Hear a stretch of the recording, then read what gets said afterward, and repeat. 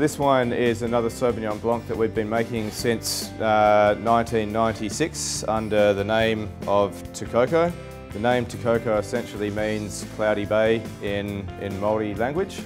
And the name, there's two tales of two explorers in terms of the name of Cloudy Bay.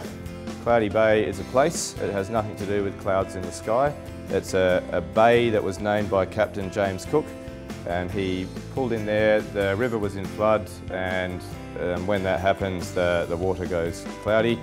A long time before that there was a Polynesian explorer called Koko who was hunting a giant octopus, as legend has it, and they pulled into the Bay of Cloudy Bay and they were hungry and they scooped the bay out of the side of the island with an implement called Koko.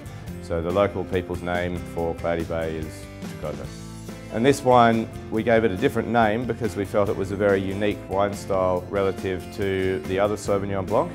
So the first one's really all about fresh primary flavours of the vineyard and not about winemaking. This wine is all about having a memory of those flavours and then a strong winemaking influence, but in a very hands-off way. So same fruit, same viticulture, same yields, same timing of picking. It comes from about 5 blocks around the winery.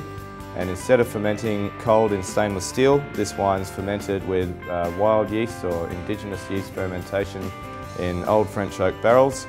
It then spends 18 months on barrels on yeast lees, undergoes some malolactic fermentation when and if the wine feels like it, is then racked out of barrel, bottled, and then has 18 months residence time in bottle before release. But a really different wine. It's, I think a good way to describe it is that saying it has a memory of the vineyard. There's a lot of exotic fruit in there, but there's a lot of smoky dried herbs and other sort of interesting complexing characters from wild yeast fermentation. And the other big thing about this wine is it's very textural, very round in the mouth. And that's another strong difference from the first wine, which is really about a straight line. It's clean, fresh, acid driven. This has softer acid, it's rounder, richer, and I guess draws a bit more of a curve across your palate.